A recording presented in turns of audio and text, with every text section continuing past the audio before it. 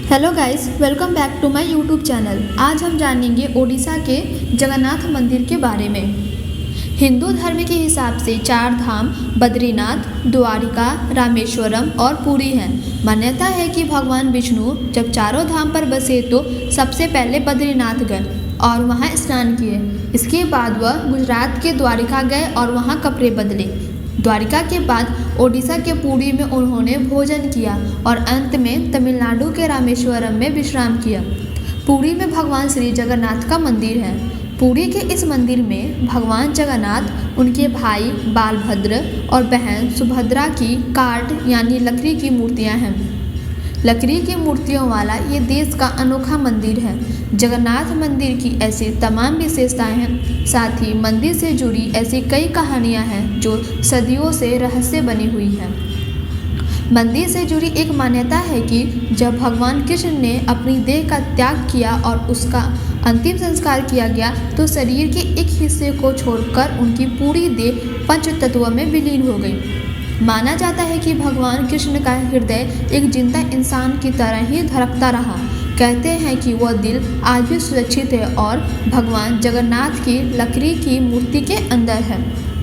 इस मंदिर का निर्माण राजा इंद्रयोमन ने बनवाया था, जो मालवा का राजा था। इनके पिता का नाम भारत और माता सुमति था। राजा इंद्रयोमन को भगवान जगन्नाथ ने उनके सपने में दर्शन दिए। कई ग्रंथों में राजा इंद्रयोमन और उनके यज्ञ के बारे में विस्तार से लिखा गया है। उन्होंने यहाँ कई विशाल यज्ञ किए और एक सरोवर बनाया। एक रात भगवान विष्णु ने उनको सपने में दर्शन दिए और कहा, नीलांचल पर्वत की एक गुफा में मेरी एक मूर्ति है, उसे नीलमाधव कहते हैं। तुम एक मंदिर बनवाकर उसमें मेरी यह मूर्ति स्थापित कर दो। राजा ने अपने सेवकों को नीलांचल पर्वत की खोज में भेजा। उनमें से एक था ब्राह्मण विद्यापति। विद्यापति ने सुन रखा था कि सबर कबीले के लोग नीलमाधव की पूजा करते हैं और उन्होंने अपने देवता की इन मूर्ति को नीलांचल पर्वत की गुफा में छुपा कर रखा है। वह यह भी जानता था कि सबर कबीले का मुखिया विश्ववसु नीलमाधव का उपासक है और उसी ने मूर्ति को गुफा में छुपा कर रखा है। चतुर विद्यापति ने मुखिया की बेटी से विवाह कर लिया।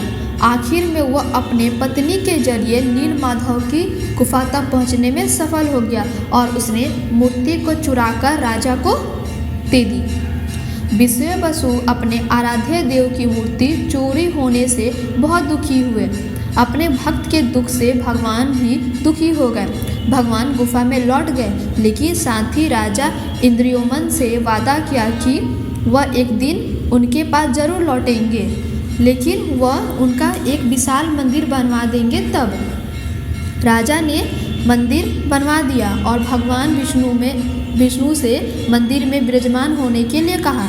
भगवान ने कहा कि तुम मेरी मूर्ति बनाने के लिए समुद्र में तैर रहा पेड़ का एक बड़ा टुकड़ा उठाकर लाओ, जो द्वारिका से समुद्र में तैरकर पुरी आ रहा हो। उस पेड़ के टुकड़े को तो ढूंढ लिया, लेकिन सब लोग मिलकर भी उस पेड़ को उठा नहीं पाए।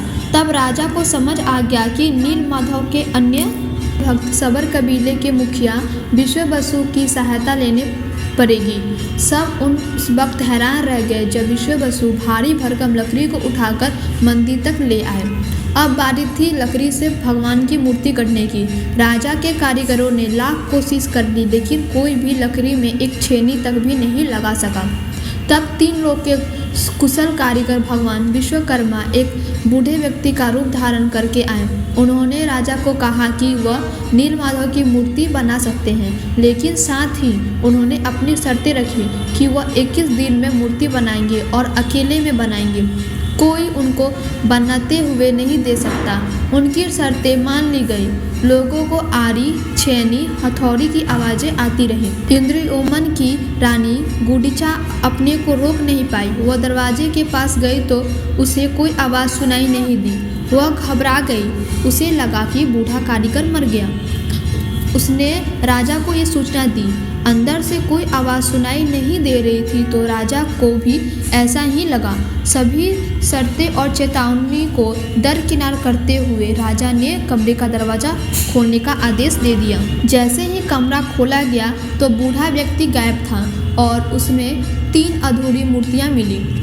भगवान नीलमाधव और उनके भाई के छोटे छोटे हाथ बने थे, लेकिन उनकी टांगें नहीं थीं, जबकि सुभद्रा के हाथ पांव बनाए ही नहीं गए थे।